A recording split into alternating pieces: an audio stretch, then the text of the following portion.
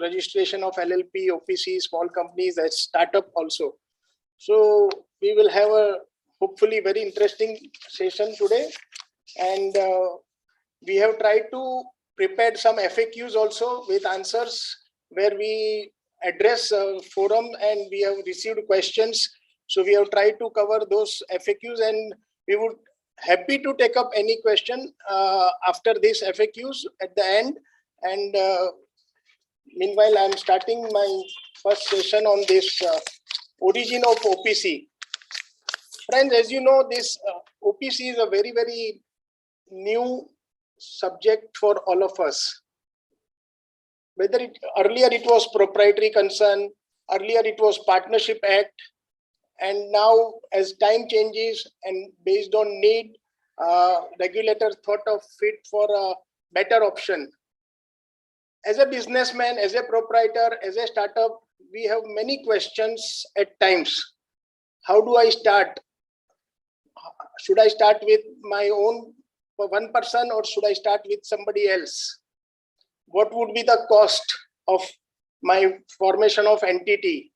What is the best entity suitable to me? What would be the probable cost of compliances? What would be the government regulatories applicable to me? All these questions are being covered in this session that would help to the participant. So start with the OPC. How OPC developed, how OPC started. The origin of OPC was first in United Kingdom. United Kingdom is the first one which paved the way of one-man company through a precedent set of, in famous case, Solomon versus Solomon. Everybody knows this case, 1897. After UK, it was United States of America, where in USA, several states permit the formation of single member limited liability company, that is called LLC. Thereafter, Singapore permit one-person company under Companies Amendment Act of 2004. So this is a global development as regards OPC concern. After Singapore, China introduced one-person company in 2005. Thereafter, UAE, United Arab American, recognized the concept of one-person company. And then India, the concept of OPC was mooted in the report of Dr. J.J. Committee Irani, briefly referred to OPC in its report. So this was in chapter 3, titled Classification of Registration of Companies. The committee suggested multiple classification of companies on the basis of suggestions India introduced on the concept of OPC in 2013, and that is the way how it was introduced with the New Companies Act 2013. Friends, when 2013 Act was introduced, after more than 56 years, it was replaced by 1956 Act. Everybody studied, those who are seniors and those who have studied during the exams. 2013 and thereafter, it was completely new change, not partly, not modification, completely replaced by 2013. So-called experts, professors in Companies Act overnight become students once this 2013 was introduced. And everybody has to start a fresh inning, fresh batting, when we can say. So in this, OPC was also introduced under 2013 Act. Now let us see what is the purpose and what is the benefit, why OPC was introduced. So basically, the main aim behind the incorporation of OPC is to encourage entrepreneurs who wish to set up macroeconomic industry but are in search of business structure which is less effort, less time and less monetary resources utilized, and comfort legal conformity. Under the Companies Act 56, there was a complete bar on individual to start up a company. The only option left with us was sole proprietorship, as we know, and it was still running parallel to OPC. And that is a erstwhile law, required at least 2 people to form a company. Next. So OPC was introduced under New Companies Act under Section 2 sub 62, one-person company, that means a company which has only one person as a member. There cannot be second member or third member in OPC. There has to be sole member in OPC. There may be director as a role of administration, one director, two director, five director, but member owner can be one and one only. So OPC, besides the Companies Act 2013, Companies Incorporation rules, it was a part of that regulatory. It was governed by rules, and OPC is to be incorporated as private company only. Hence, we will see in a later slides where on a company master data MCA side, it is shown as XYZ OPC Private Limited. We will see the example in subsequent slide. So who can become a member? Only natural person who is an Indian citizen. Friends, Indian citizen is a very important word here. Basically, Indian citizen can only form or operate OPC, whether such Indian citizen is a resident in India or otherwise, shall be eligible to act as a member and nominee of an OPC. For this purpose, resident India means a person who has stayed in India for a period of not less than 120 days during the immediately preceding financial year. This was introduced through amendment. A person can be member in only one OPC. As the name suggests, one-person company, it is operated, governed, owned by only sole member. If some person happen to be in second OPC, then there is another provision to decide out of two which one can be in a OPC, which one, earlier one or subsequent one. That we will cover in a next slide. We continue with OPC introduction. A natural person shall not be a member of more than one-person company at any point of time, and the said person shall not be nominee for more than one person. OPC concept is basically run by nominee because there is only sole person, and accidentally, if God forbids anything happen, then nominee take over the OPC. Hence, natural person entity is very important. A natural person being a member in one-person company becomes member in another OPC by virtue of his being a nominee in that OPC, then such person shall meet the eligibility criteria of being a member in only one OPC within a period of 180 days. This is 180 days is a period comfort given to a person, natural person, to decide in which OPC one has to continue. So this is a time gap given by the regulatory body. So he or she shall withdraw his membership from either of the OPC within this period. This is the option and choice given by the regulatory 180 days, about 6 months time. Next. Now, having understood background and introduction, let us see what are the benefits, why one should opt for OPC and not other model. Since the OPC have been exempted from many compliances, there is a least compliances, and compared to some other entity like, especially like private limited company. We will see comparison in a later slide. Owner's liability is limited. His or her investment in the company limited to the unpaid subscription money.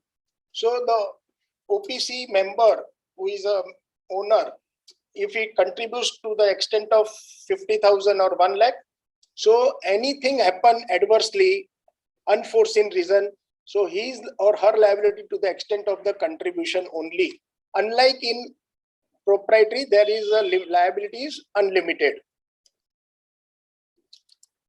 Now, how to run OPC? And to run OPC and grow OPC, everybody need finance. Finance is a lifeblood for any business. So in case of OPC, it is very, very easy to get loan from the bank if you compare with sole proprietorship. Why? Because as we know, sole proprietorship is not governed by any law, not governed by any regulatory body, but OPC is governed by under Companies Act, governed by Ministry Corporate Affairs. So everything is transparent manner. It is being displayed on MCA site, filing being done, required filing being done time to time. So Bank or financial institution would be more comfortable to give loan and finance to such kind of regulated entity. OPC can enjoy all the benefit under Micro, Small and Medium Enterprise Development Act 2006, as the newly incorporated OPC is micro, small and medium, which are covered under above mentioned act. According to this, if the buyer or seller receives any late payment, delayed payment, default, then they are entitled to receive interest rate which is 3 times the rate of bank. So this is another features for OPC in case of delayed payment. Next.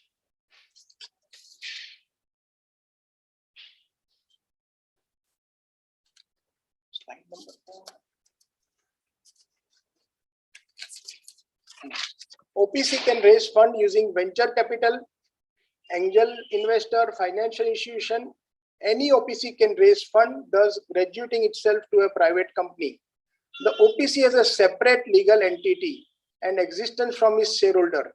This would encourage entrepreneurial persons to take the challenge of doing business without bothering about liabilities getting to the personal assets. So this is the benefit over the proprietary, where in case of proprietary, if loss happen, then your personal assets are at stake. Another important feature and benefit is profit loss belong to the single member. Next. Now, how OPC run? What are the compliances? As we said, compliances are bare minimum, mandatory, but as it is regulated by MCA, ROC, so unlike private limited and other entity, there are bare minimum compliance to start with. Only 2 board meetings required, and the gap between 2 board meetings can be 90 days. As we see in Companies Act, it is 120 days. Here it is 90 days. About appointment of auditor, very important matter for the chartered accountant. Auditor of OPC does not require to comment on internal financial control with reference to financial statement and operating effectiveness of control. What about audit report? So similarly, Company Auditor Report 2006 is not applicable to OPC. OPC is also exempted from holding annual general meeting. As we know, there is only sole member, single member. So OPC is not required to hold AGM. In respect of business which can be transacted only through general meeting of the company using an ordinary or special resolution for OPC, such a meeting will be deemed to have been done if the member of the company has communicated the resolution to the company, entered in it minute book with sign and date. So documentary proof is required, but formality of AGM is not required. OPC does not require to follow the condition laid down in 139 subsection 2, as every chartered accountant knows this section. This is the mandate for rotation of auditor for every 5 years, individual auditors, and every 10 years for the firm of auditors. This provision is not applicable in the case of OPC. Next.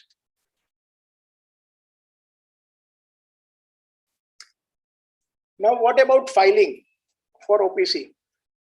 OPC shall file a copy of financial statement duly adopted by way of AOC 4 by its member, along with all the documents which are required to be attached to such financial statement within 180 days from the closure of financial year.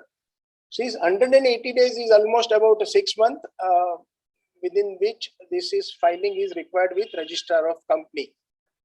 The annual financial report contains only specified item: balance sheet, P&L, auditor report, and consolidated financial statement. There is no need for cash flow statement in the matter of OPC. If there is only one director in the board of OPC, then Secretarial Standard 1 with regard to board meeting not applicable, and Secretarial Standard 2 with regard to general meeting not applicable in the case of OPC.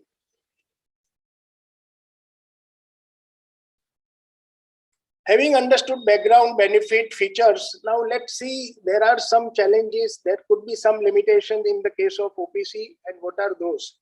This gives the option and decision-making process for the professional chartered accountant or businessman to look forward whether OPC is suitable or any other entity is suitable in view of their beginning of business or growing of business accordingly. So let's see limitation one by one. A person shall not be eligible to incorporate more than one person company or become nominee in more than one such company. Very obvious, very logical, because it is one person company. So only one person can be in one OPC and nominee also only in one OPC. Next, OPC cannot carry out the non-banking financial investment activity, including investment in securities or any body corporates. Incorporation office is suitable only for small business. Very rightly, because finance and other thing, hire, purchase, leasing, other thing are being regulated over and above ROC, also by RBI. So this kind of activity is not permitted in OPC. OPC is more suitable to the startup, probably small business, and accordingly further as it grows, decision can be taken in a long term. Next is OPC cannot be incorporated or converted into company under Section 8 of Companies Act. As we know, Section 8 is for a charitable purpose. This entity, OPC, cannot be converted into Section 8. The concept of one-person company registration is not recognized approach under the income tax, and hence such kind of companies will thus be put in same tax slab as other private company for taxation purpose. So regards taxation slab, you chartered accountant know and familiar much better way. So the same slab has been kept, and detailed taxation aspect will be covered in a later session by my co-faculty, Mr. Kapadia. Now let's have a quick comparison why OPC should be preferred over sole proprietorship. There are 5 to 6 criteria to decide. One is registration, another is legal status, liability, transferability, taxation, annual filing, and perpetual succession. Let's see about registration. As we saw, one person is regulated under Companies Act. As regards sole proprietor, there is no regulation under Companies Act. What is legal status for OPC? As we have discussed, OPC is a separate legal entity, and sole proprietorship considered to be one single entity. Sole proprietorship has no separate legal entity. What about liability? Liability for OPC is always limited liability, and in a other manner, sole proprietor has always unlimited liability. What about continuity and transferability? In case of death of a person, it can be transferred to its nominee. While sole proprietor, in case of death, it cannot be transferred, as there is no such regulation, no such nomination. Taxation. Income tax rate, as we have just now seen, is applicable at par with private limited company. While sole proprietorship, it is a slab rate. Annual filing. Forms are filed with the ROC. It is also required to file income tax return. So these are the two kinds of return in case of OPC. In case of sole proprietorship, income tax returns are filed with income tax authority. There is no such filing under Registrar of Company, as it is not regulated by Ministry of Corporate Affairs. Perpetual succession. Existence in the hands of nominee, and proprietorship comes to an end with the retirement or death of a proprietor. So this was a comparison that helps you, one businessman, proprietor, to decide what kind of entity suitable to his or her business. Here I have mentioned briefly conversion of OPC into private company or public company. So it would be dealt in detail by Mr. Kapadia in later session.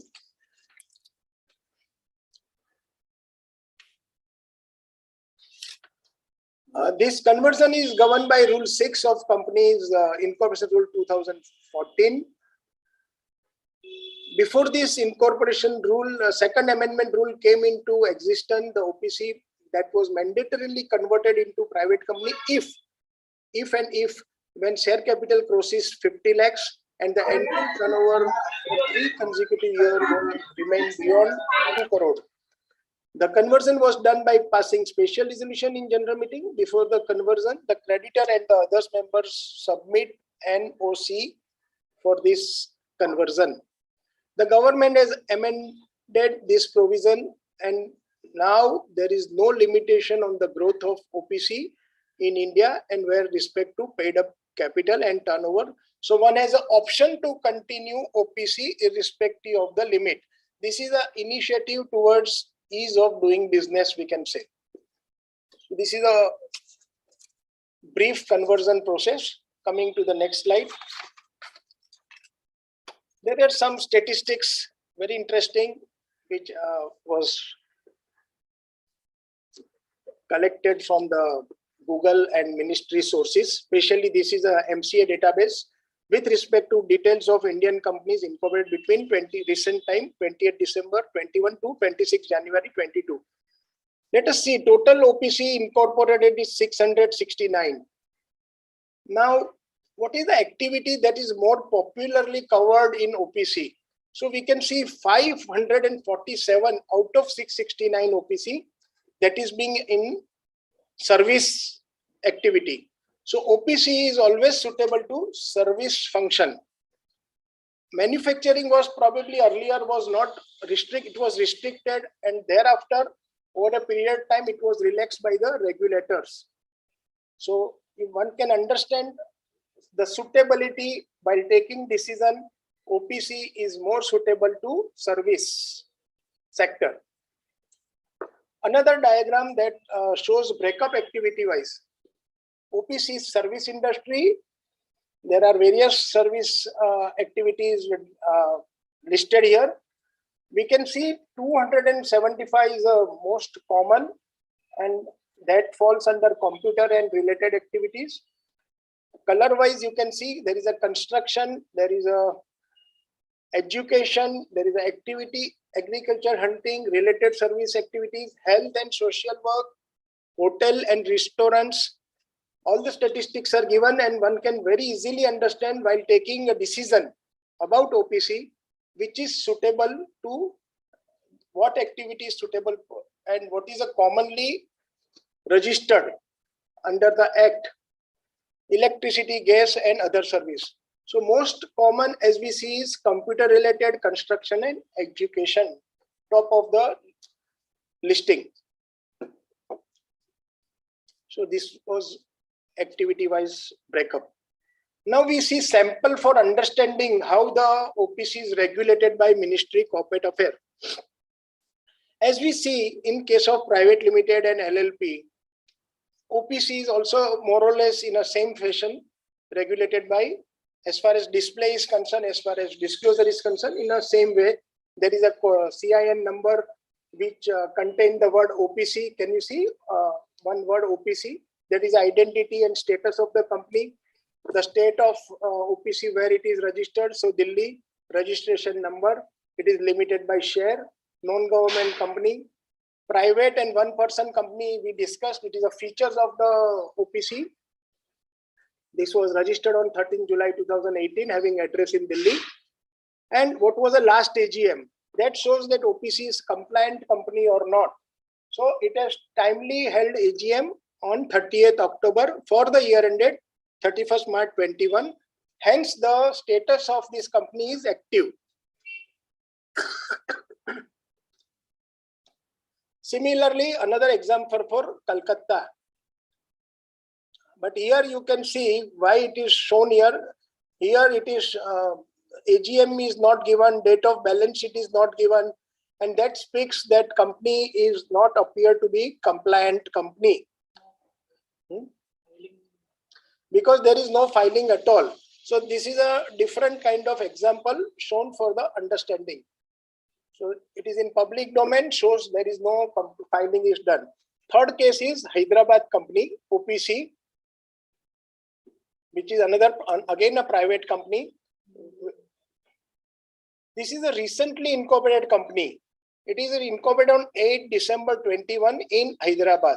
So obviously year ending and AGM will come in time to come. So there is no disclosure as it is not applicable as on the date.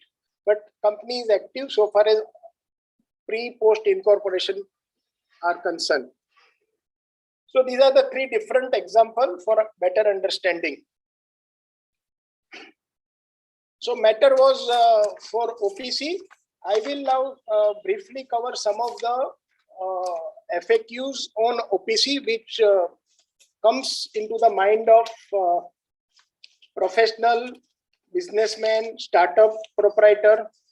Let us quickly go through who is eligible to act as a member of OPC. So as we have seen, only a person who is a natural person and not a legal entity. Natural person who is an Indian citizen can only be eligible to act as a member. Can a person be a member in how many? A person can be member in how many OPC? This is another frequently asked question, and we have seen that it is only in one OPC. One member can become and not beyond one. What are the restrictions in carrying on activity of OPC? OPC cannot acquire investment in security on its own name. OPC cannot carry NBFC related activity. What are the various benefit and exemptions so far as compliance is concerned? So cash flow statement is not required. OPC can have must have one shareholder member as a owner, but can have one director or more director as an executor. And that's why they can have a meeting when there are more than one director. They can maintain the minutes and decisions are filed with the regulators. Now, most common question to the businessman, entrepreneur or a professional. What is the cost of incorporating OPC? And which are the form generally applicable? So form SPICE and for name reservation is applied, and the cost of form SPICE is rupees 1,000. Further, if nominal capital of proposed OPC is within 15 lakhs, then there is no fee at all. But if the fees, nominal share capital is more than 15 lakhs, then only rupees 500 is a cost of registration. So one can understand that OPC is a very, very convenient and economical entity for registration purpose cost-wise. OPC can be without share capital also. In that case, one can incorporate up to with 20 members or more than 20 members. In case of up to 20 members, what is the fees, ROC fees? It is not at all applicable as per the law. And if members are more than 20, registration fee for memorandum of association and MOA, again nominal share capital up to 15 lakhs is zero fee, and every 10,000 odd part thereof zero fees. More than 15 lakhs and up to 50,000, 12,000 is a fixed fees, and for every 10,000 odd part thereof 200. These are the different slab given. What are the costs for registration of article? Up to 15 lakhs, no fees. Between 15 lakhs to 24 lakhs, 99,400. Above 25 lakhs and less than 1 crore, 500. And 1 crore or more, 600. So these are the different slab for the cost of registration, depending upon what slab entrepreneur businessman chooses. Stamp duty, as we know, is applicable based on the state-wise and as per Stamp Duty Act.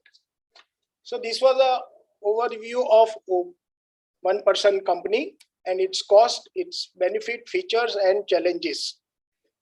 Now I'll take up LLP.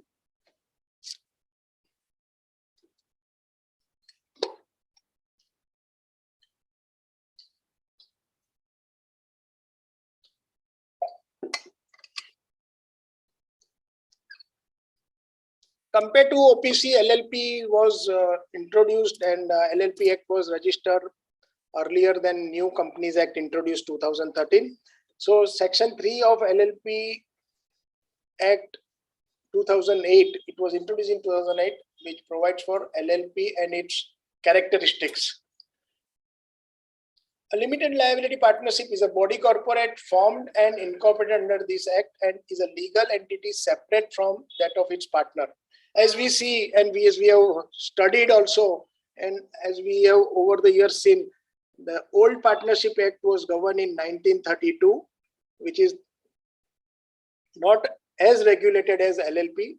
There is no such regulation as being regulated by Registrar of Company in the case of LLP. A limited liability partnership shall have a perpetual succession. So there is a assurance of continuity.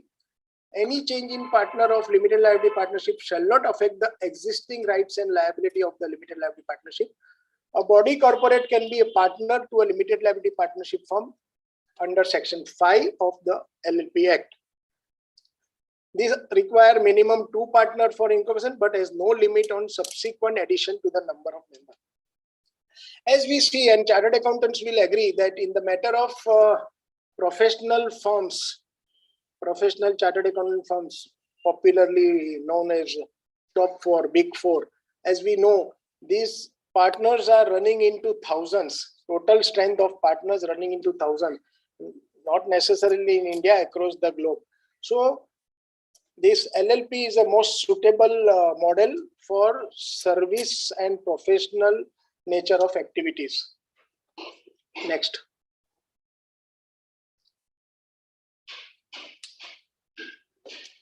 What is the need of LLP? LLP formation is an alternative corporate business vehicle that provides the benefit of LLP but allows the member the flexibility of organizing their internal management on the basis of mutually arrived agreement. This format would be quite useful for small and medium enterprises in general and for the enterprise in service sector in particular, as we have just now seen. Internationally, LLP are the preferred vehicle of business, particularly for service industry or for activity involving professionals.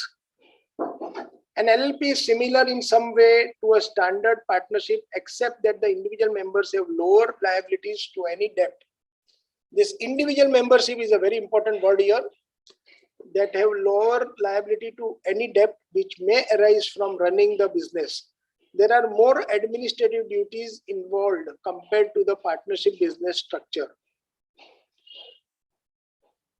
Various steps have been taken in order to implement LLP in India. This includes Abhidushan Committee in 1997, Naresh Chandra Committee on Private Companies and Partnership 2003, and Irani Committee for the new company.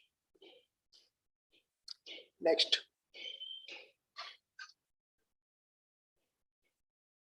Now, let us see the benefits why the LLP should be preferred or chosen. So the reason being, audit is compulsory only if turnover exceeds 40 lakhs or contribution, partner's contribution exceeds 20 lakhs, 25 lakhs. So below this limit, no audit is required. LLP will have lesser compliances requirement as compared to the company. The cost of registration of LLP is also much lower as compared to any other company, public limited or private limited. LLP can be started with the minimum amount of capital money. Capital may be in the form of tangible, movable asset like land, machinery, or intangible form. Next. Having understood need and benefits of LLP, now let's see some kind of limitations are also there in LLP that help us in taking the proper decision, proper vehicle, what model should be preferred, considering all the aspect of business factors. All the LLP are required to file annual income tax return and MC. So under Income Tax and Companies Act, these two regulator bodies, Ministry Corporate Affairs, returns have to be filed every year if it is not perform any business activity. This is a major cause of concern for LLP, as we know. Many LLPs have been formed, but documents are not filed because no operation, no activity, and we know the penalties are very heavy. So this is a very, very challenging thing, limitations for professionals, for businessmen. There is no concept of equity investment. All the investment has to come from the partners. So it is not possible to scale up the business. As per law, it is mandatory to have an Indian partner for establishing an LLP. No foreign national or NRI can establish an LLP in India by themselves. So this shows who is eligible to form LLP, establish LLP. Unlike in OPC, this foreign national or NRI can establish an LLP in India. No foreign national or NRI can establish an LLP in India by themselves. Now, what are the public disclosure? So public disclosure is the main disadvantage on LLP. Financial accounts have to be submitted to companies. This is to registrar of company. Financial accounts have to be submitted, and the accounts may declare income of members which they may not wish to be made public. So another limitation in the case of LLP. Conversion of LLP. Now at times we consider that OPC can be converted into LLP. If yes, what are the process, what are the requirement? The OPC should have at least 2 members who shall on conversion become partner, DP, that is designated partner of LLP. LLP benefits over 1 person company. So these processes, these benefits will help you to decide what model is preferable. So let's see what are the benefits of LLP over 1 person company. No bar on the number of owner in the business, less compliance burden as compared to other entities, no requirement for compulsory audit. It saves the burden of dividend distribution tax. Double advantage of both the company and partnership. The internal structure of LLP is easier to manage. So these are the benefit for OPC converting into LLP. Let's have a glance over old model of partnership and new model of LLP. The category and criteria are what are the prevailing law, registration, distinct entity, name of entity, and number of members.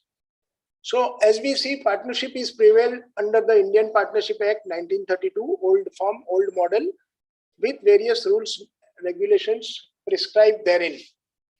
Wherein LLP, Limited Liability Partnership, are prevailed by the Limited Liability Partnership Act 2008 and various rules made thereunder. In the matter of registration, the old partnership form registration is optional. Many partnerships are still running, but there is no registration as it is not mandatory. While LLP is governed by regulator, Registrar of Company under the Act 2000. So registration is mandatory in the case of LLP. What about distinct entity? In the matter of partnership form, it is not separate legal entity.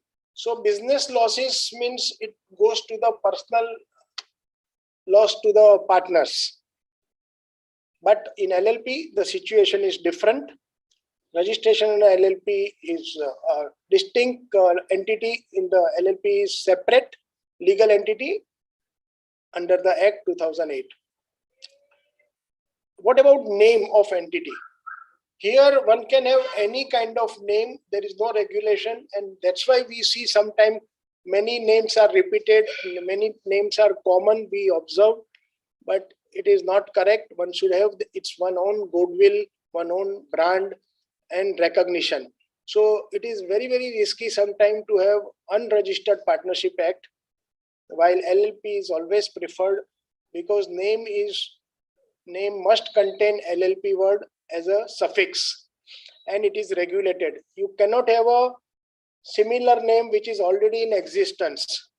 You cannot wrongly encash your goodwill of other existing LLP. So you should have your different name, not similar to the existing LLP. Number of members. So number of members are minimum 2 and maximum 20, and as we have seen, minimum 2 are common in LLP, but there is no limit on the maximum number, and that's what in a larger professional firm or service industry, LLP is preferred. I would give you some example that many big corporate industrialists having their group of company, listed companies, still they run parallel LLP also. And that is why entity of LLP is much more familiar, much more popular among the big business houses also. Next.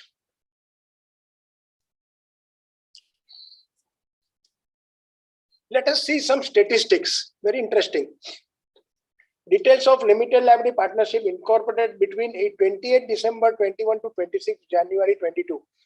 3,649 LLP have been incorporated, out of which following 5 state maximum LLP were floated during this period, recent period. Maharashtra 1012, Delhi 343, Gujarat 320, Karnataka 261, and West Bengal 254.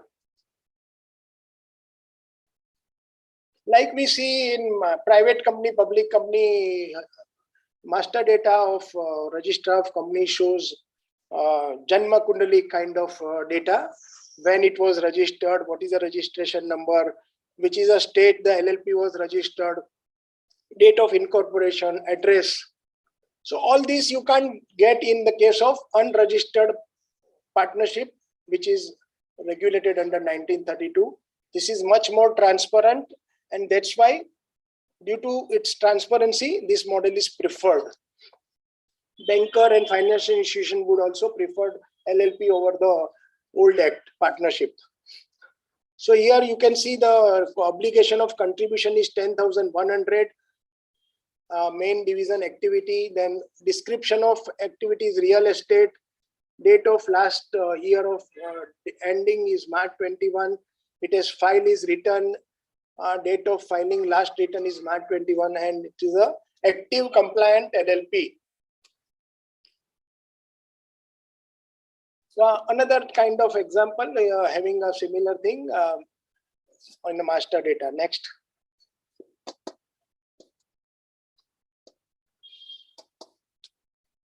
So this was what I discussed on LLP. Let's have a couple of questions frequently asked by professional businessmen in the quarter of LLP.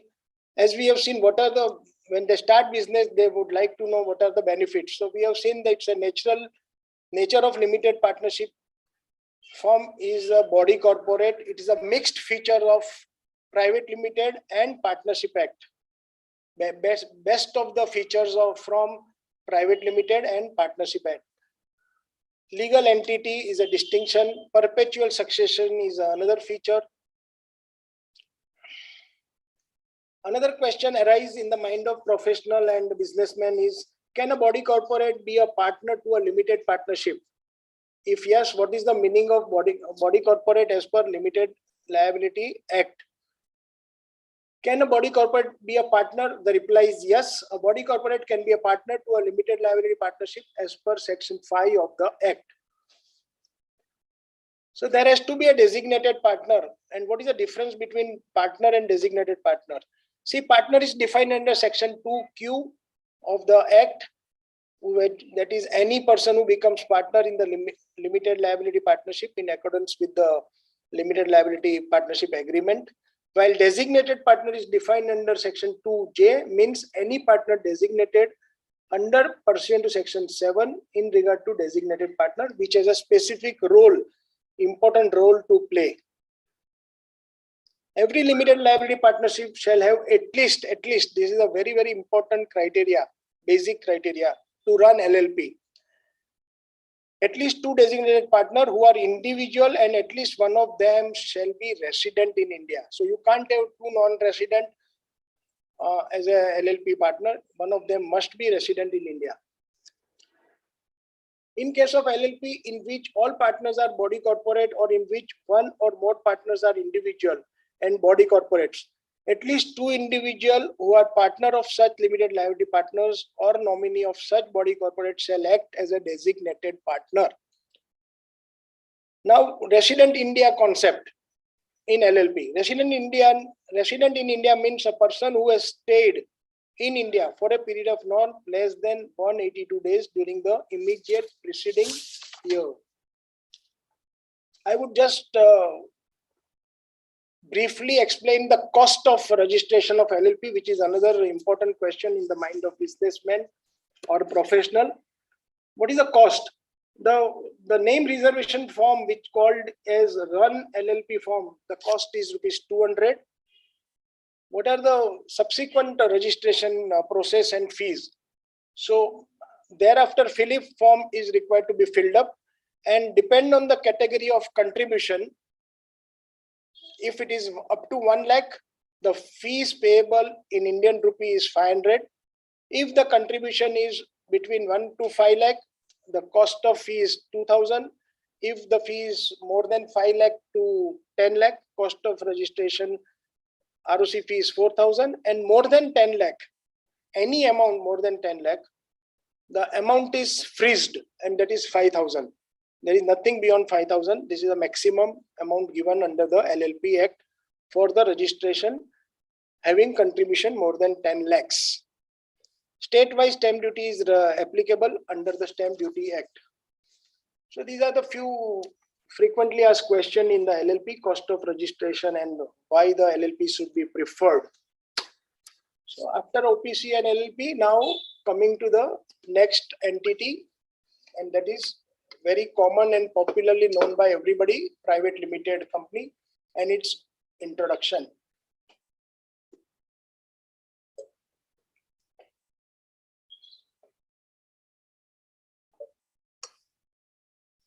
As we know, it's defined under Section 2, and the features of private company were restriction of transferability of shares and prevent public at large from subscribing the shares.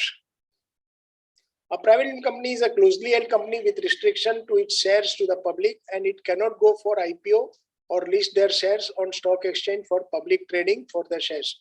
Private company can have maximum number is 200. Except one person company, here it is not applicable.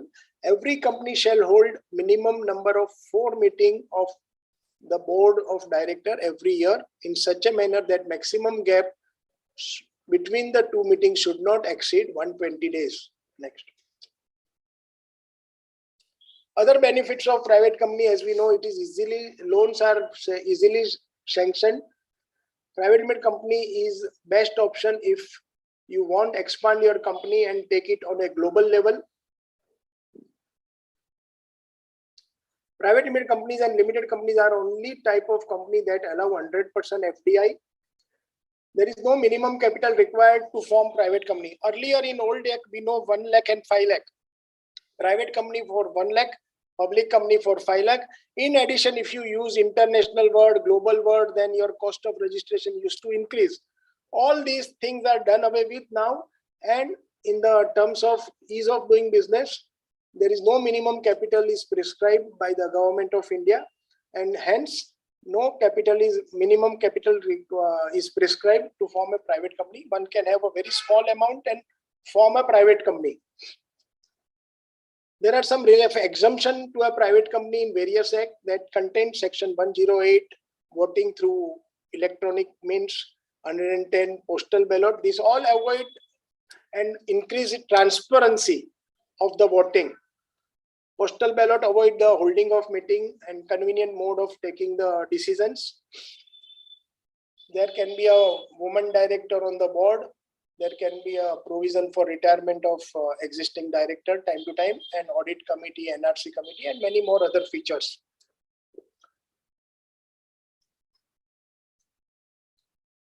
Everything has some benefit, features, advantages, and also hence also other side, and that is limitation.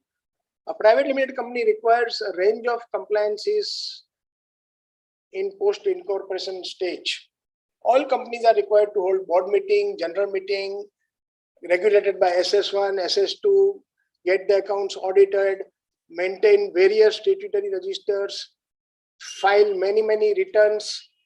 In recent days, there are many more returns have been introduced like MSME, DPT3 and whatnot. Everybody knows this. In addition to the corporate compliance formality, a company would also have to maintain compliance of tax and labor laws which are applicable irrespective of type of business entity. Secretarial audit is introduced depending on the, not necessarily a listed company, even to an unlisted public company, even to a listed company which is a private company, debt listed company. So the compliances have been increased in case of private company or public company or listed company. Next. Let's have an overview. These are the various forms required to be filed under the OPC, MBP1, DR8, as they are all similar to the Companies Act. MBP1, AOC4, MGT7, DR3 KYC, ADT1, DPT3 MSME. This is a checklist for OPC. Next. Now we see for private limited companies, similar MBP1, DR8, MSME, MGT14, DPT3. The purpose and status is given. Next. Further forms as applicable, AOC4 for financial statement. It may be for XBRL, non-XBRL, depending on the paid up capital and turnover. Due date is given. Currently, the relax period is going on by Ministry Corporate Affairs. Now, checklist for LLP. There are only two forms in the matter of LLP to be annually to be filed with ROC. Minimum form, and that is Form 11 for annual return and Form 8 for accounts purpose. And the due date is given thereof. For Form 11, 30th May. For Form 8, it is 30th October every year. Now, having discussed all the three entity and given facts, figures, statistics, I would like to share with the participant the source of this website. So one can also have their own research and statistics. The basic facts are given from MCA website and Second Amendment Rule 21, MCA database with respect to details of Indian Companies Act incorporated between the period, and the various link, 6 to 7 link given, which will give lot of input, further input, and to have a more clarity and easy decision process. Friends, with this, I think I have covered what I need to cover as an introduction, benefit, features, challenges, some of the facts and figure in the matter of OPC versus LLP versus companies. Thank you, Gaurang Bhai and your team for the opportunity, and we'll be happy to answer any issues, question during the session, end of the session. Thank you very much. Thank you, Kaushik sir. It was a very great session. I'll ask Raj sir to please continue with the second part of the session. Thank you. Thank you very much, Gaurang Bhai, for the session, for a warm introduction. And thank you very much, Kaushik sir, CS Kaushik Bhai Javedi sir, for a wonderful first session and for your ongoing constant encouragement and support. And also good morning and welcome to all the attendees for the session, all the members who are attending the session. So after a wonderful first session wherein Kaushik sir has covered a lot of topics, including covering the areas of OPC, LLP, small companies, private companies, and he has covered in detail the various aspects, the conversion as well with sole proprietorship, with partnership, the limitations, the features, the FAQs, and I'll continue from there.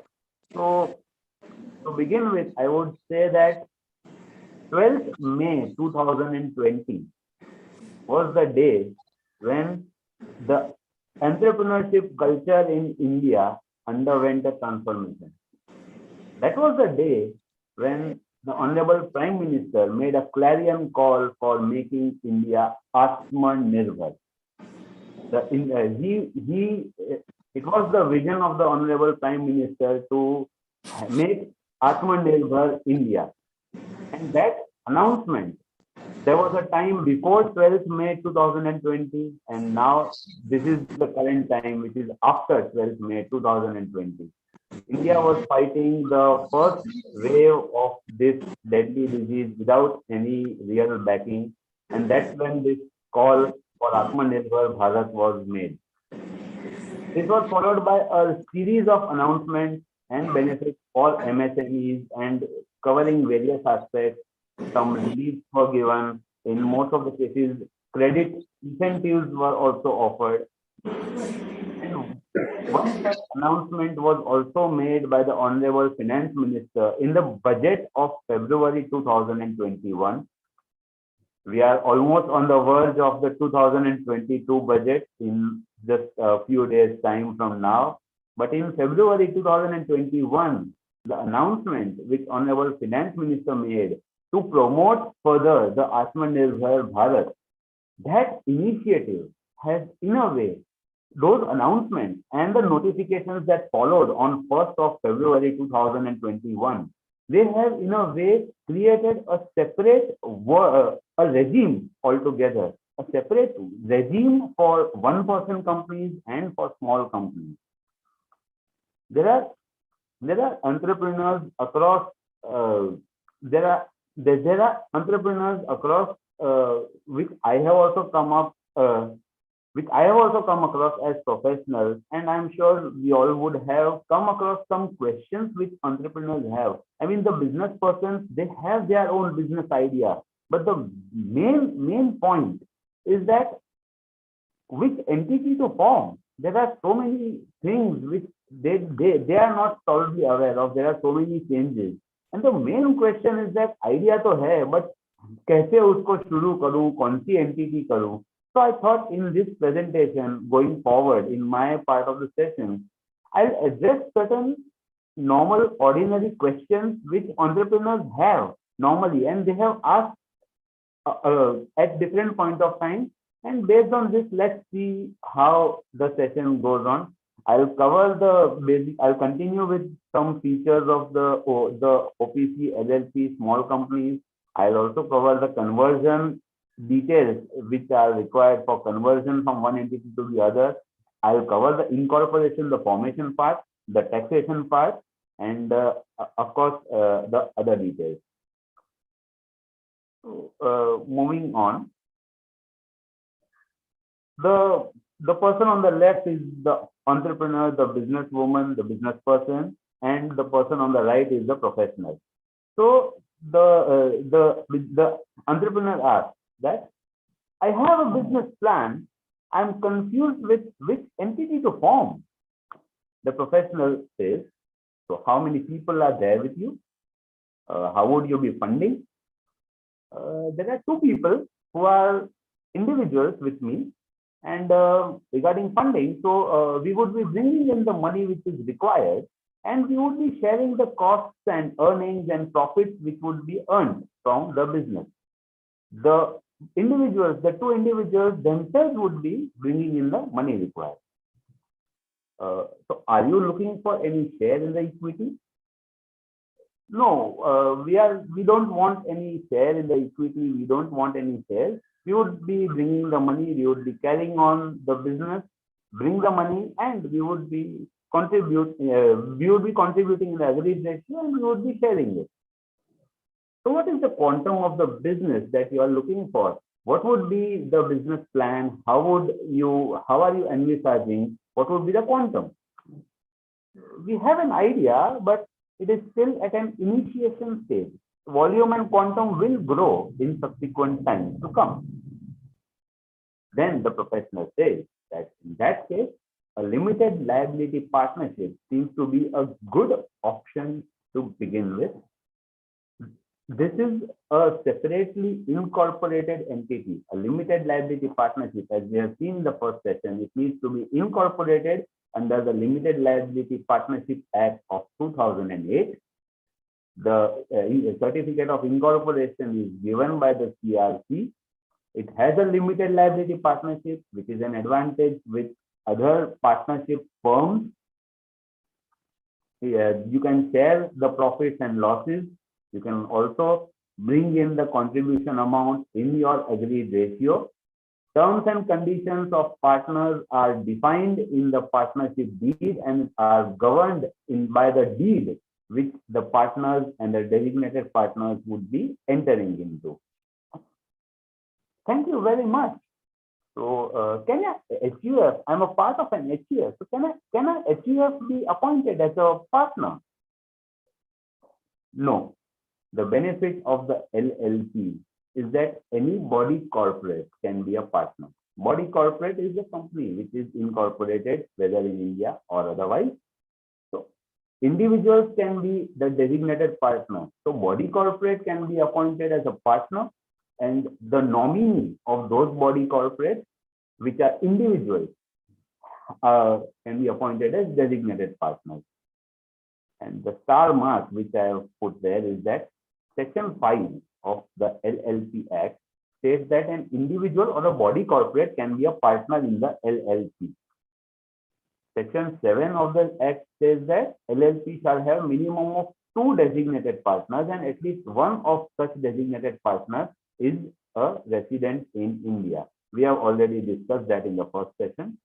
This is the circular, which is circular number 13 of 2013, dated 29th of July 2013, which says that HUF is not a body corporate. It is not a separate entity which is incorporated. Therefore, it is not a body corporate, and hence an HUF cannot become a partner in a LLP. It has to be some body corporate. There was an amendment act also which has been introduced. It is a part of ease of doing business and to promote entrepreneurship. LLPs, as we have discussed, they have the benefits of both the partnership firm as well as that of a limited company. What was the brief feature of this amendment act? The major amendment which was brought about was to decriminalizing majority of offenses. The offenses were decriminalized and penalties were prescribed for most of the offenses. That was the main criteria for which this amendment act was introduced. What else was there? The definitions in the LLP Act were aligned with that of a Companies Act 2013. Considering that we have already seen LLP Act in 2008, it was the Act of 2008. So the definitions were as per the Companies Act 1956. So a few words which were not defined in the Act were defined, which were defined as per the old Act 56 Act were amended. So those definitions which were amended included that of body corporate, of regional director, of registrar of companies, the name approval provision. These provisions and definitions were amended. There was a separate concept, just like a small company, a small LLC concept was introduced with contribution not exceeding 25 lakhs or such higher amount not exceeding 5 crore as may be prescribed. So if contribution does not exceed 25 lakhs or such higher amount which may be prescribed by the rule, then that would be a small LLP, and the dual criteria of contribution as well as the turnover. For turnover in the immediate preceding previous year not exceeding rupees 40 lakhs or such higher amount not exceeding rupees 50 crore as may be prescribed. For the time being, contribution not exceeding 25 lakh and turnover not exceeding 40 lakh is a small LLP. Penalty provisions have been amended as we discussed. NFRA has been given to prescribe in accounting standards and auditing standards for LLP or certain class of LLP. We may have separate accounting standards and the reporting standards for LLPs as well. There is a startup LLP which has been defined.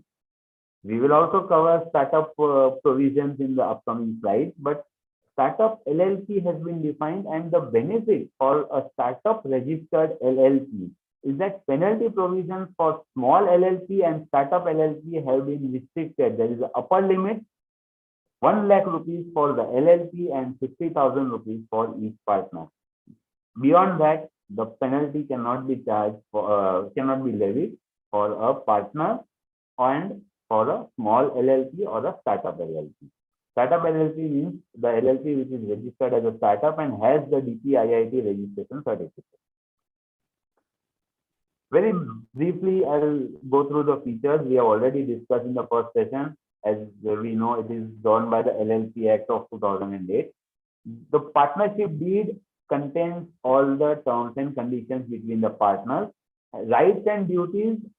If the LLP deed contains the rights and duties, then it would be as per the deed. If it is not contained in the LLP deed, then section 23 subsection 4 of the Act prescribes all the mutual rights and duties of the partner, which is mentioned in the first schedule to the LLP Act. The same may be please be noted, and accordingly LLP deed has to be drafted. Main objects are mentioned in the deed: minimum 2 designated partners, which are individuals, and 2 partners who can be an individual or a body corporate. There is a separate recognition as under income tax laws as well for the LLP, separate regime. It has a limited liability, and we have already discussed annual return forms for LLP. And if there is any particular this changes in particulars of the deed, then the Form 3 LLP for the changes in such particulars. If there is any change in the partners, then Form 4 is there. Similarly, for change in registered office, so any such changes which are there, then accordingly the forms will be required to be filed, as there is only 2 this Form 8, Form 11 under the this ROC provision, the LLP Act provision. And of course, the DIL3 KYC is required mandatorily for all the partners or designated partners.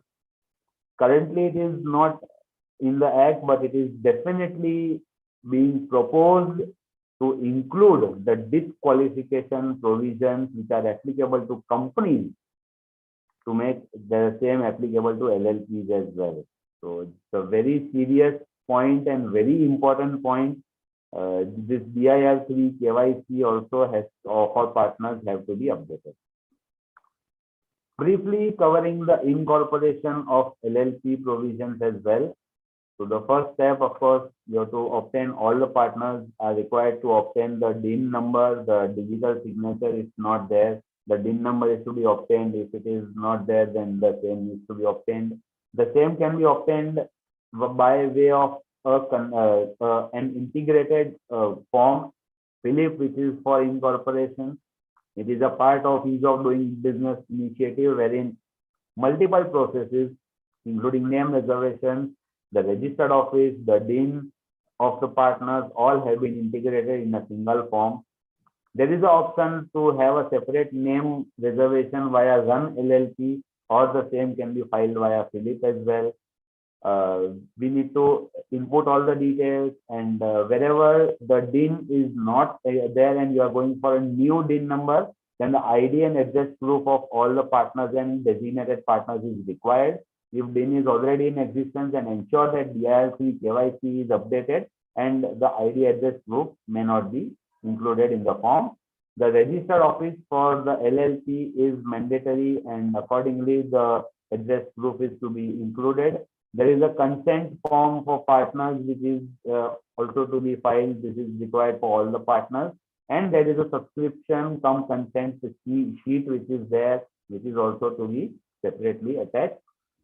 Once this Philip form is filed, the incorporation certificate is obtained. The deed or the LLP deed is to be executed, and the same is to be filed with the Form 3 LLP as an initial deed within 1 month from the date of incorporation. I want to draw your kind attention to this point, that LLP deed in Form 3 is mandatorily to be filed. I have come across such cases wherein the same somehow happens to be skipped. It is the initial deed is not filed, and this creates a problem at the time of annual filings of Form 8, Form 11.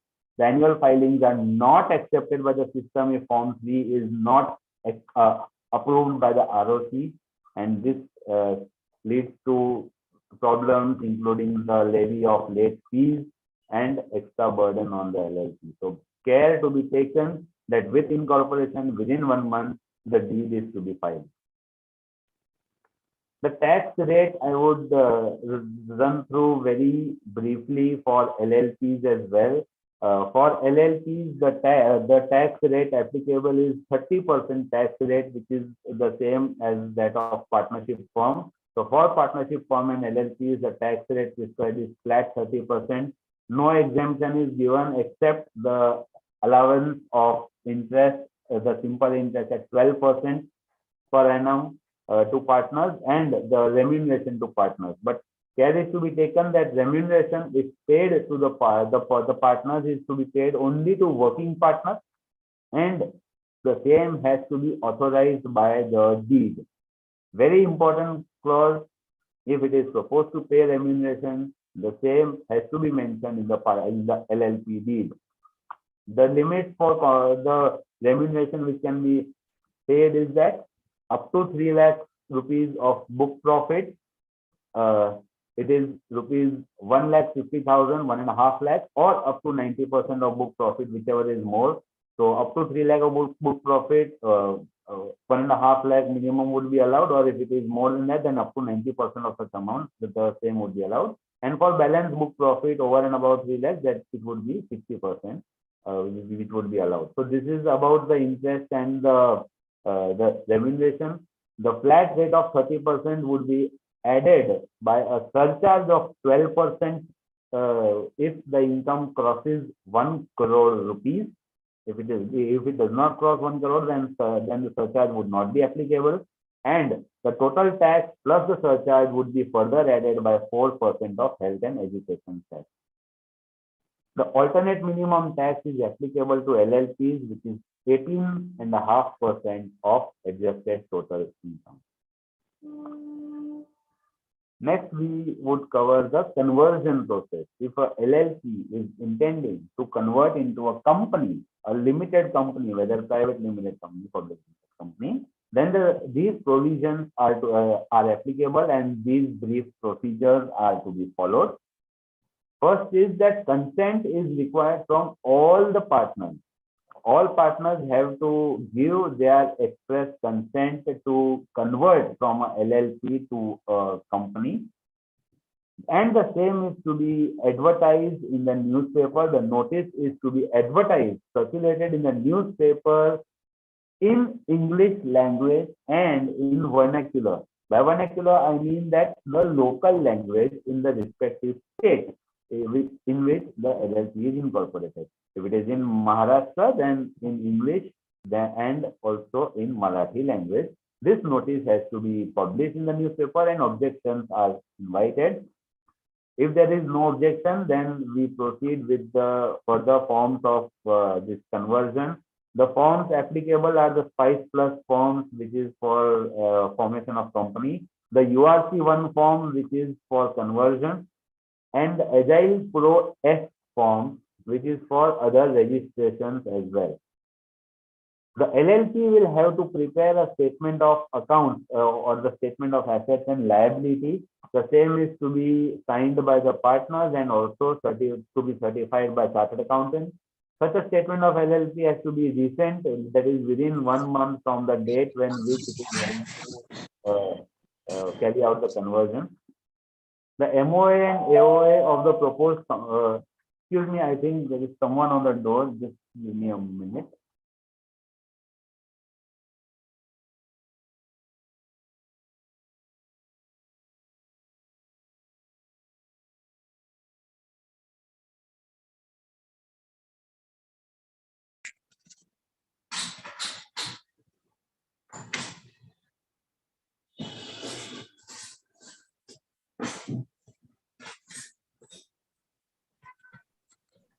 I'm so sorry for the interruption. Yes, so we were at the MOA and AOA of the वो company. बात करता हूँ. For Indian nationals, the EMOA and AOA, which are to be filed along with the Spice Plus and the Agile Pro as forms, if there are only Indian nationals as the partners and the subscribers, the same is to be filed along with the EMOA and EAOA. If there is a foreign national which is involved as a partner or as a subscriber, then the documents which are relating to the foreign national, the same are to be apostilled by the consulate of the foreign embassy or notarized by the foreign notary public. Also, we would require DIR2, which is the consent form for the directors who would be appointed in the company, and INC 9 form also will be required. The same, if there is an Indian national, then INC 9 would be included with this SPICE form, the web form itself. The web form is to be uploaded. If it is a foreign national, then the same as we have discussed, the same is to be apostilled and notarized. We have to file all the forms with the CRC and obtain the certificate of incorporation, and there is a commencement declaration which is required, which is to be filed once we open the bank account of the company. The bank account is to be done, the share capital is to be included, and then this commencement of business certificate is to be obtained. The declaration is to be filed. The audit provisions. Audit under LLP Act. The audit is applicable only if contribution is exceeding 25 lakh or turnover is exceeding 40 lakh. If one of the two conditions is hit, then this audit would be applicable to the LLP.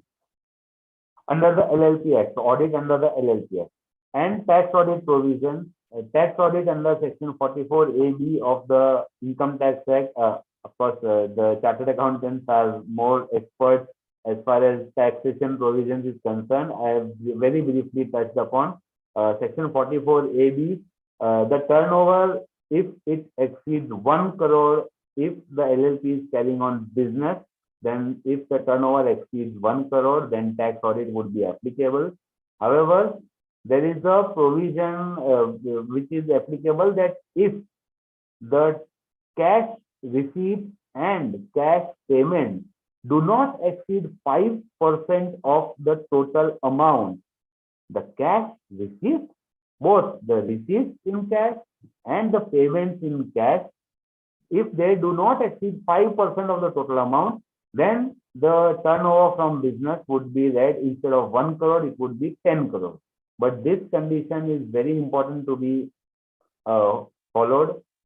Cash also, like other than account pay check also, then all those provisions, so record has to be clearly mentioned. Even for tiny petty expenses as well, the same cannot be paid in cash if the turnover is to be taken as 10 crores. So very important provision to be kept in mind. And if it is a profession, then of course the turnover, if it exceeds 50 lakhs, then tax audit would be applicable. Then we proceed with the next form of entity. So likewise, like before, there are some questions which we face. So the person on the left is an entrepreneur and on the right is a professional. So the entrepreneur asks that, I have a business idea in services sector. I am a solo business person. So is there any form by which I can have an entity as a solo and can enjoy the corporate benefit?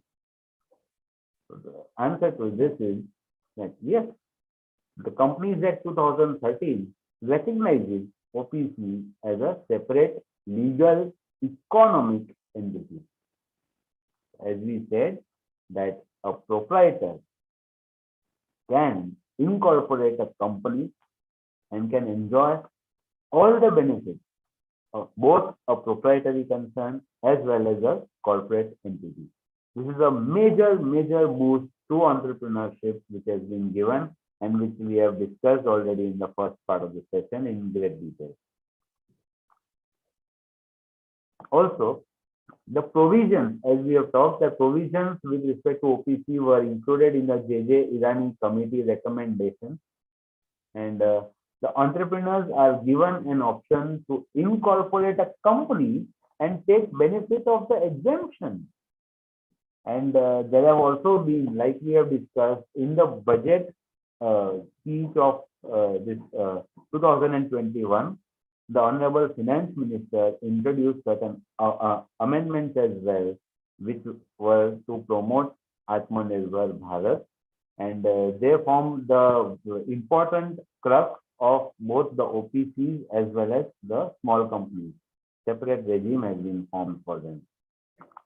A one-person company, very briefly, JJ Irani committee report recommended formation of an entity to benefit the entrepreneurial capabilities and enable participation in the economic activities.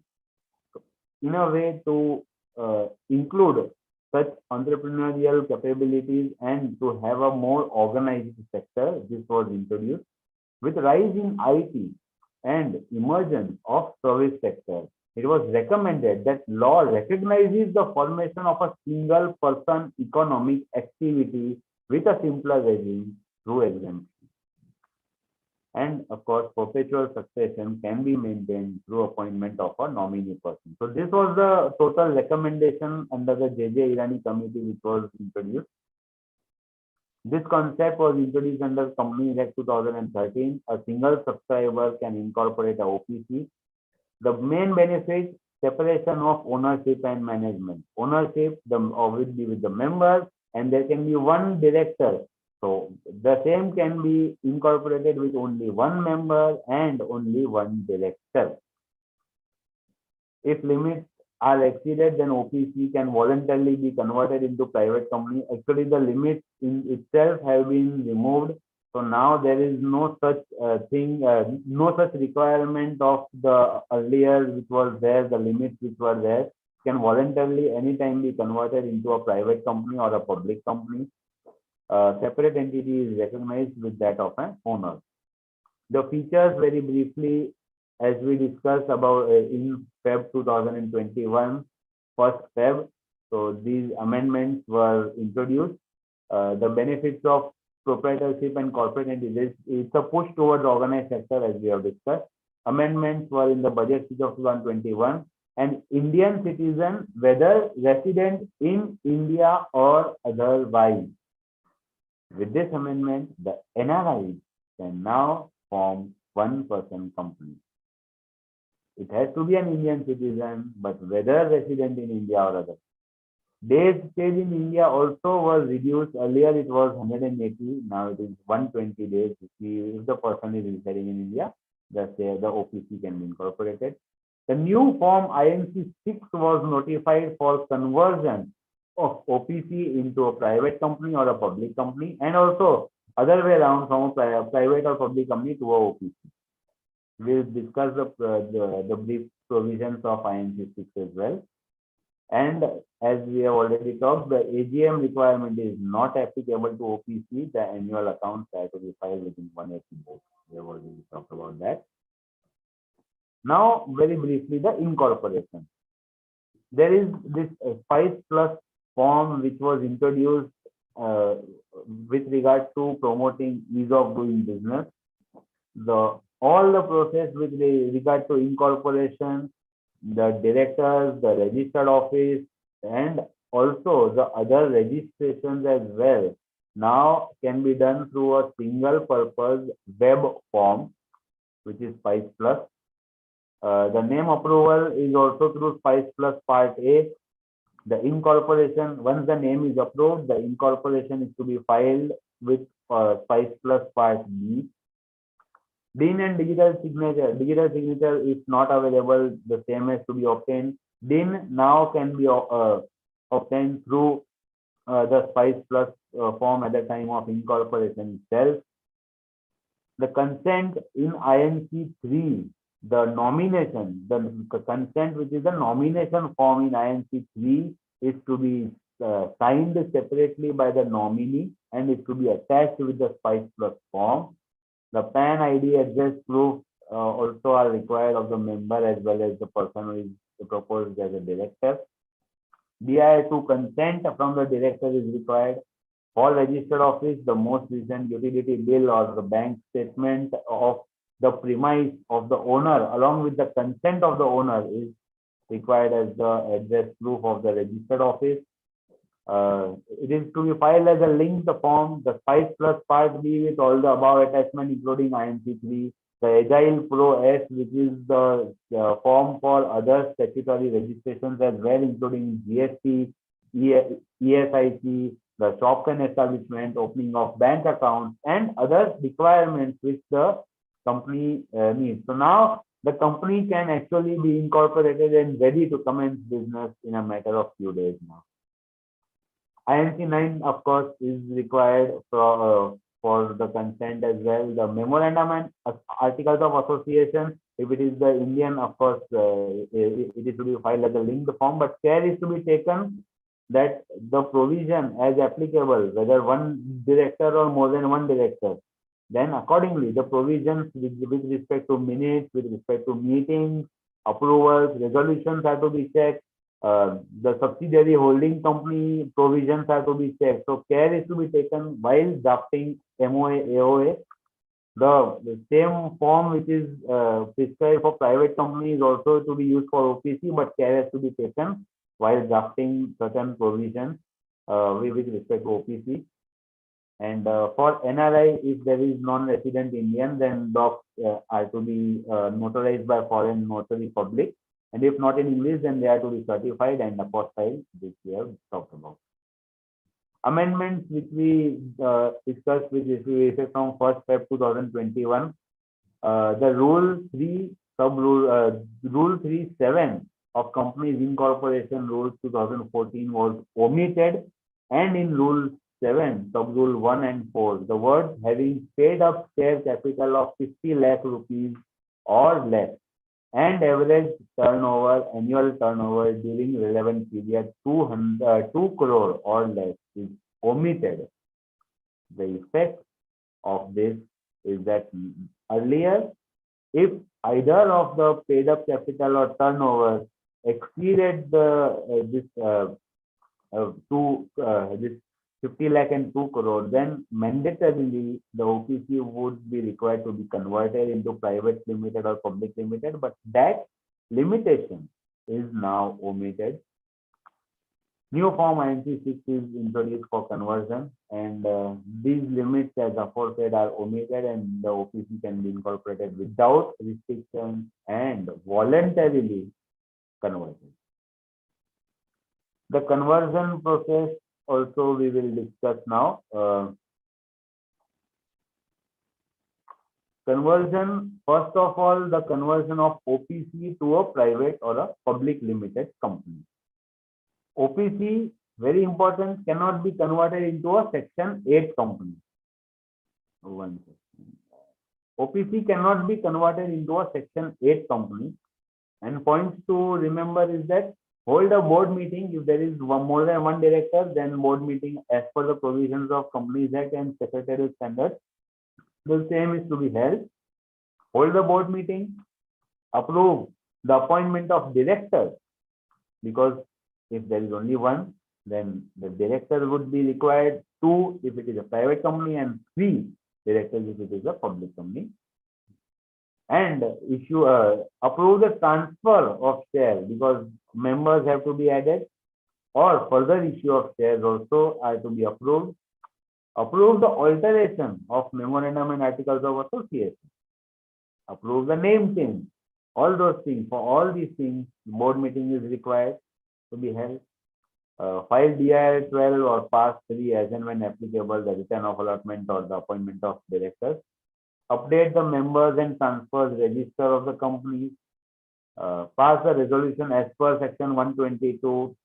122 we have already discussed. If it is only one director and only one member, then just the updating of the minute book is enough. There is no need for meeting.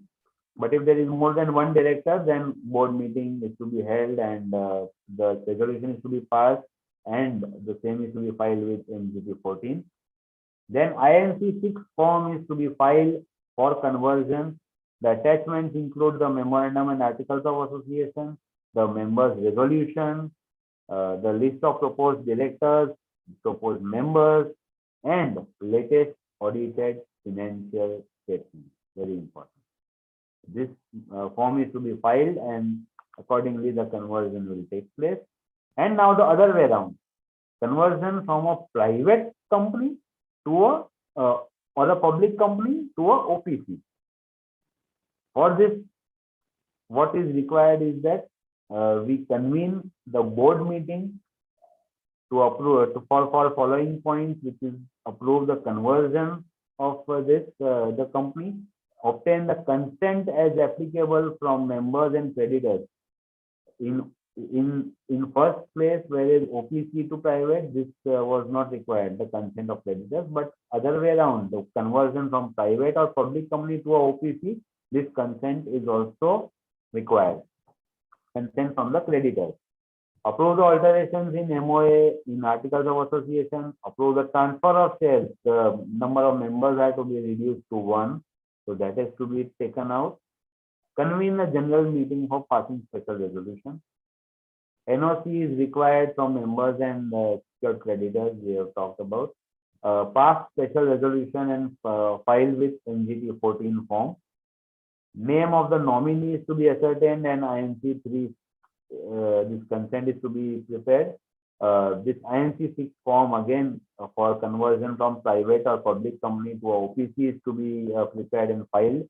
Attachments would include the memorandum, articles of association, audited financial statement, consent of the creditors and members, INC 3 form, which is the nominee form, details of the members and nominee, copy of the resolution, minutes as applicable. All these are to be filed with the INC 6, and the new fresh certificate of incorporation would be given with the name accordingly changed into the private or public limited company. Now we come back to some questions which we have come across. So the entrepreneur asked that, I'm looking to form a company, but I heard that there are too many compliances.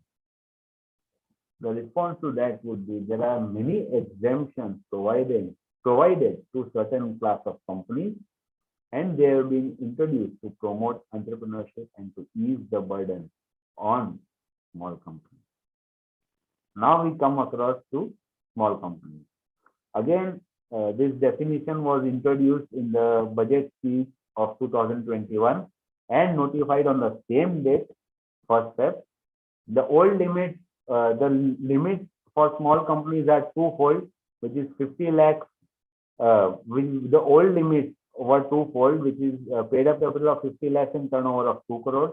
Now the new limits which have been introduced are also twofold, paid up capital and turnover, but the limits have been increased. The current limit for small companies is paid up capital of 2 crores and turnover of 20 crores. There is no separate form required for small companies. The same would be the incorporation of a company would be the same as that of a private company. The system would prompt automatically if it is a small company, then system automatically would be prompted, and accordingly the compliance would be applicable.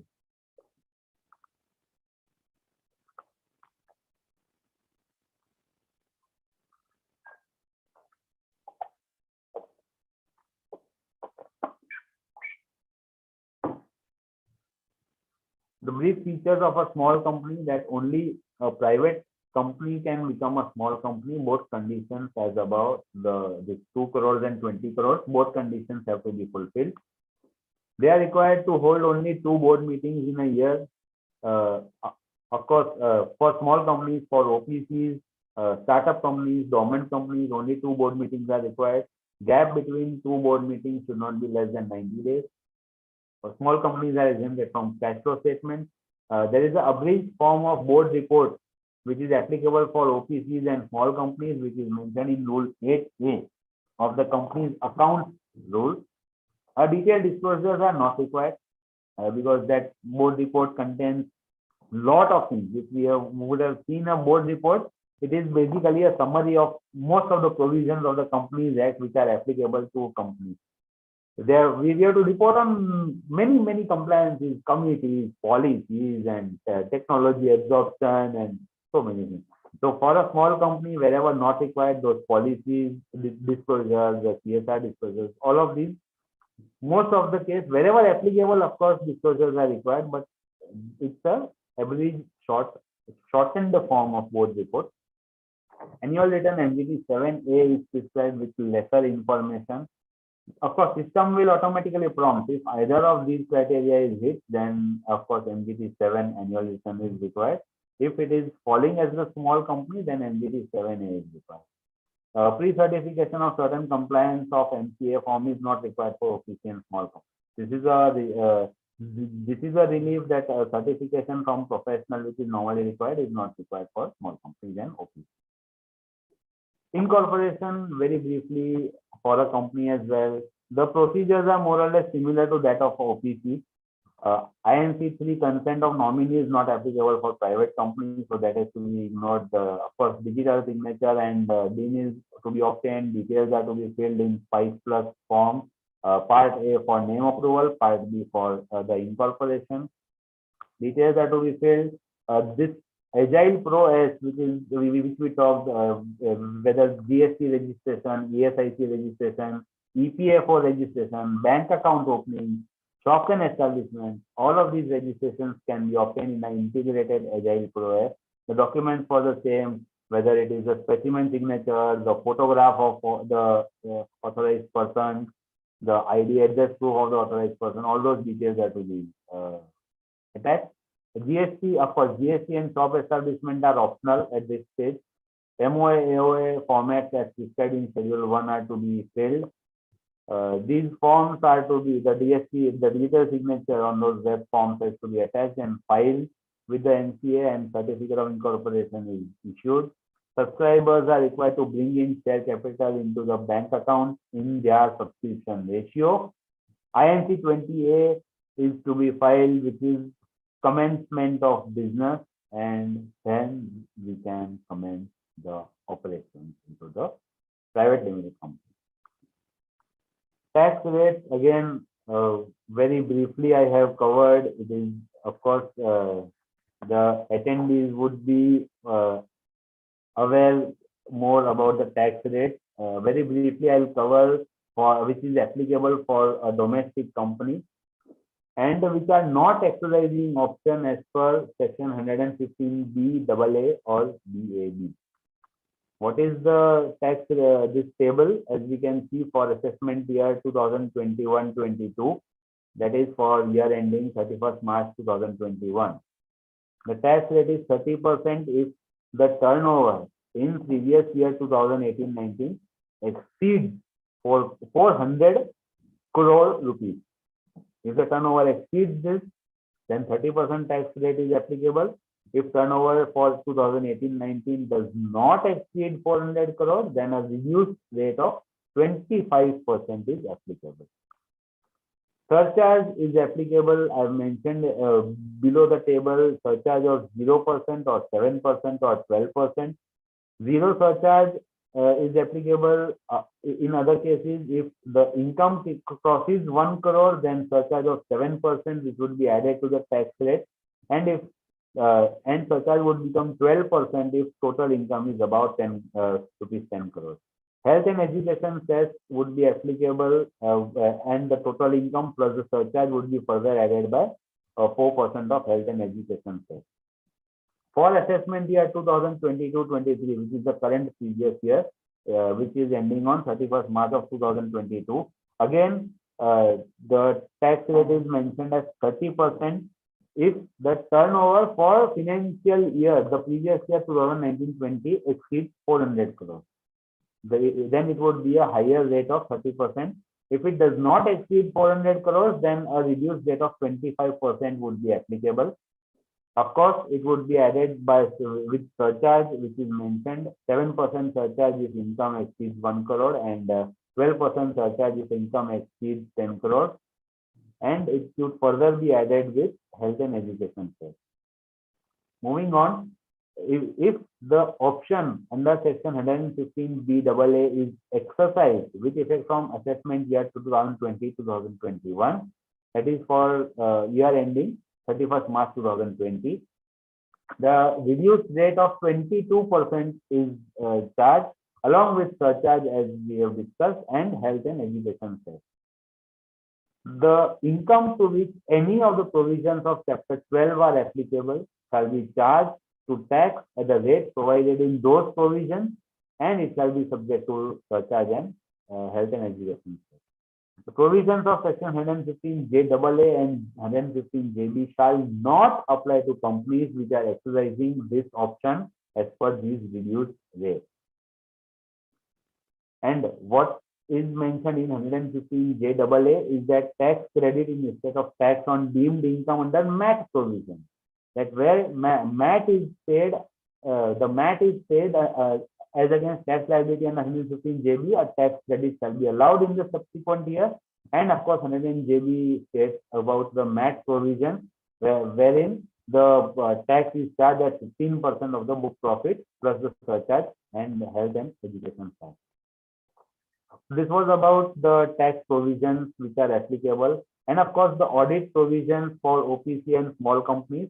The audit provisions, all companies, whether irrespective of OPCs or small companies, are liable to audit, to statutorily audit their financials in accordance with the Companies Act 2013 and to appoint the auditors as per section 139. There are relaxations that cash flow statement is not applicable to OPC or small companies, and the average board report is there. These are the relaxations. Of course, we have discussed tax audit limit, which is 1 crore for companies. If the income crosses 1 crore, then tax audit would be applicable, and rupees 10 crore would be applicable if total cash payments and receipts don't exceed 5% of such amount. We have already discussed this. So throughout the presentation, we discussed about differences between the forms of entities, which is the LLP, OPC, small companies. We have covered differences aspects. There are some aspects which are similar. So as the topic was LLP versus OPC versus small companies, I would like to end this session with a similarity, a common exemption with all three entities, a common benefit which is applicable to all three entities, and that is registration as a startup. All of these entities, a private limited company, that is a small company if it is there, or any private limited company, a one-person company, LLP are eligible to be registered as startup if they are incorporated in India up to 10 years from its incorporation or a registration. In case of a partnership firm, there is a registration, or in other cases, there is an incorporation. The turnover since incorporation or registration is up to rupees 100 crores in any financial year. And very important, it is working towards any innovation, development, improvement of a product or process or a service, or if it is a scalable business model with a high potential of employment generation or a wealth creation. Very important, only if any of these is satisfied, then the entity can be registered as a startup, provided that any such entity formed by splitting up or reconstruction of a business already in existence shall not be considered as startup. So it has to be a freshly incorporated or registered entity. Splitting up, merger, amalgamation, all that, demerger is not as a startup.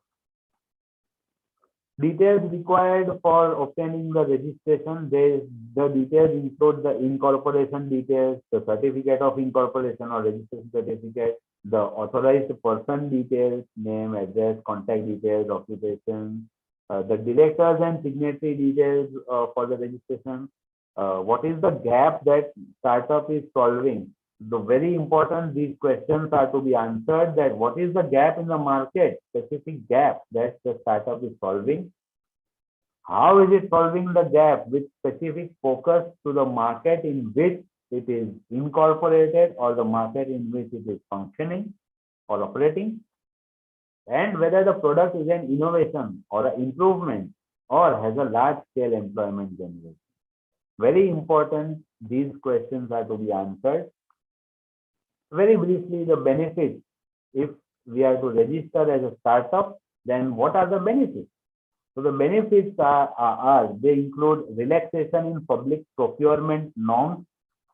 There is a government e-marketplace, a place which is used by the government for all public procurement.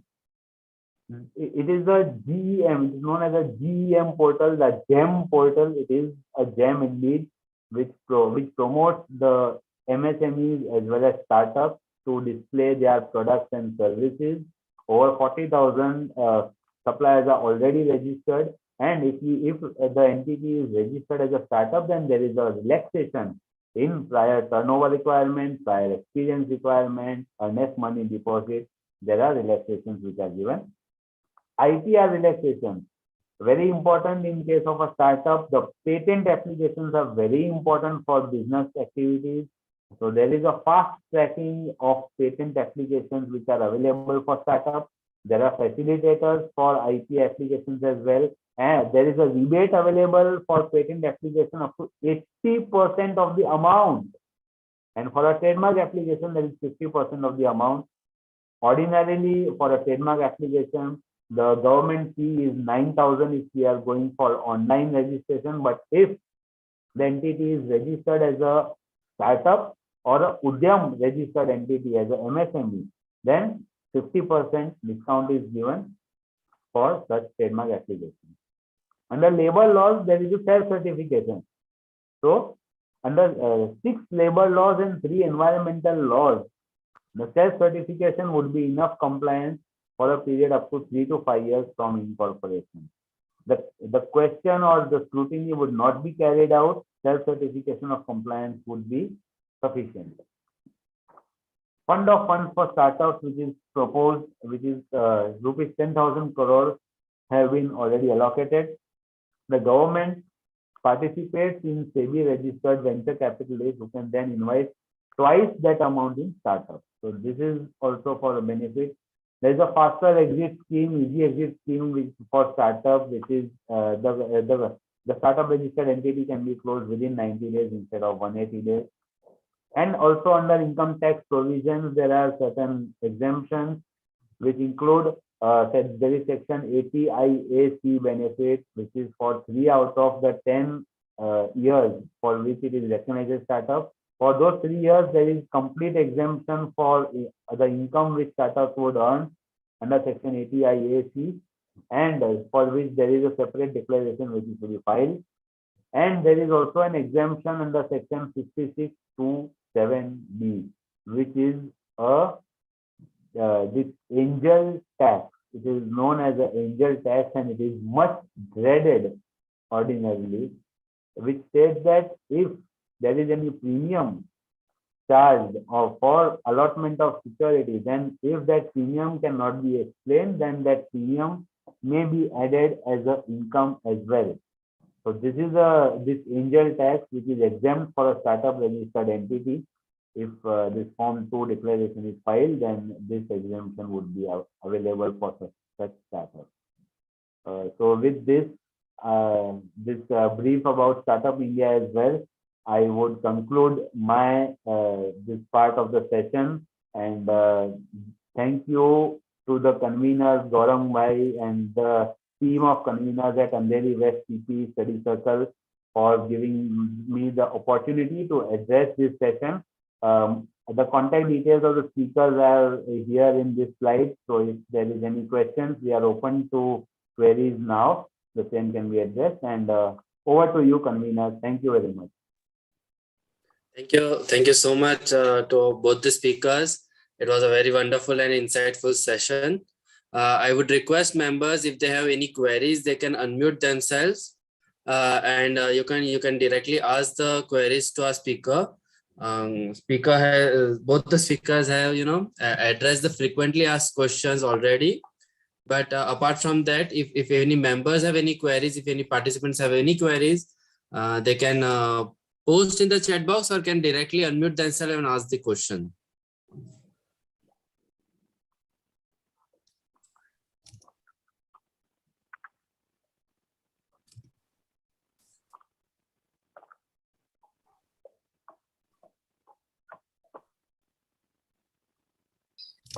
Hello. Good afternoon, everyone. Good afternoon, Raj Kapadia sir and Kaushik sir. It was an amazing session and got insightful about all the legal entities which we can forward. But I have a query regarding with Kaushik Zaveri sir has spoken about that the sole proprietor and as a OPC. So, is there any? We know the benefits of being a OPC. Is there any benefit of any having a sole proprietor rather than having a OPC? If If I can say, there is no registration. That is only benefit for sole proprietorship. But as a regulatory thing and availing finance and other thing, transparency, always OPC preferred. As your asked question is about proprietorship benefit, no registration is the only benefit. Raj, you want to supplement? Also, if I can say that the benefit would be that for OPC, the data with respect to financials and other annual report would be available on the NCA portal for viewing. The same is confidential if it is a sole proprietorship. But of course, the benefits have to be weighed for both the entities and accordingly to be decided. thank you. I think there is a question in the chat box. Is the reserve accumulated in OPC freely transferable to individual and its taxability? Reserve accumulated in OPC is freely transferable to individual and its taxability. The reserve which is accumulated, so as far as I am concerned, the reserve which is accumulated in OPC, being a sole member, like other provision, if it is a free reserve, then the same can be used just like it is applicable for other companies, whether for buying back is there, whether it is a dividend. So accordingly, as and how it is used for the members, the same would be transferable to the members, and provision with respect to the distribution tax, the withholding tax for dividend and all would become applicable, just like it is in the case of companies. So also Kaushik sir, if there is anything to add to this. So would that be the case of double taxation, like in an OPC? Similarly, in the companies also, there's a sort of a double taxation when the profit after tax, profit is already taxed, and when it is distributed, it is dividend distributed tax is liable on that. So similarly will be the concept for the OPC also? In my view, that would be applicable because there is no separate regime for taxation as far as in my knowledge goes. Of course, under Companies Act, there is a separate regime, but for corporate, the taxation is as per the notified. So that is in my view.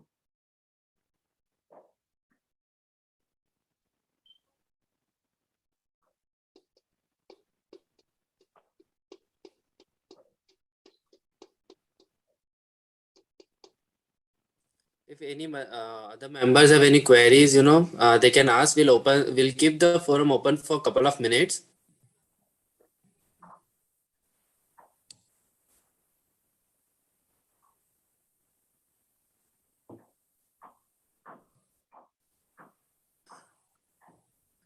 Then in such case, LLP is more efficient for distribution.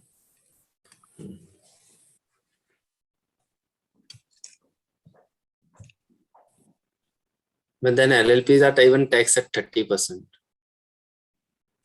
There's a restriction in withdrawing the salaries and the tax at 30%.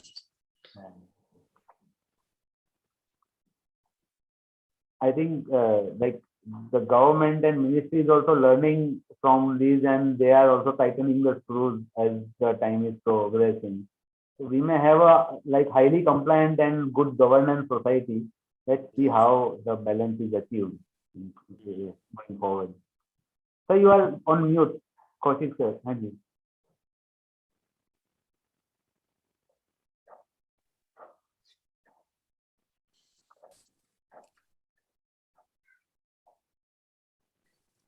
Okay. I guess we'll end the session over here.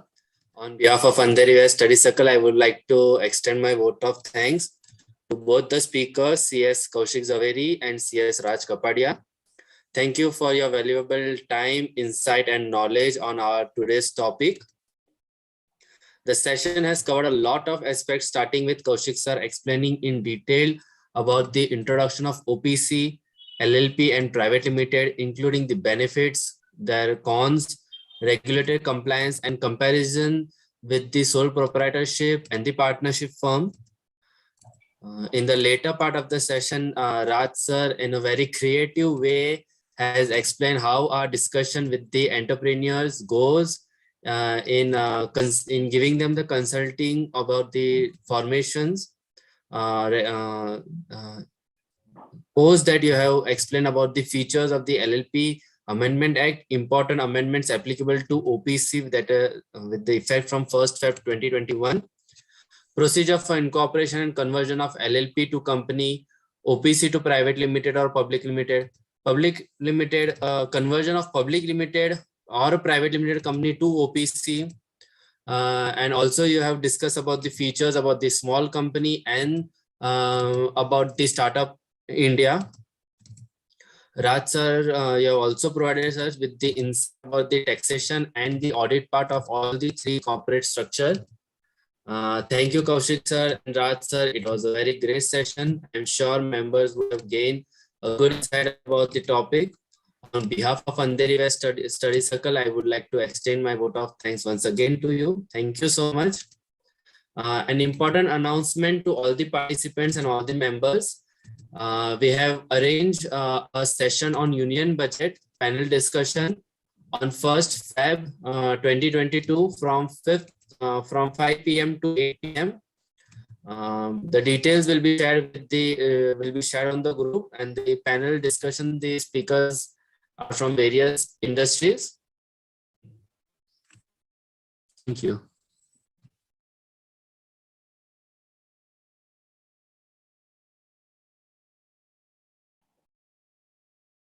Thank you very much. Thank you for the opportunity.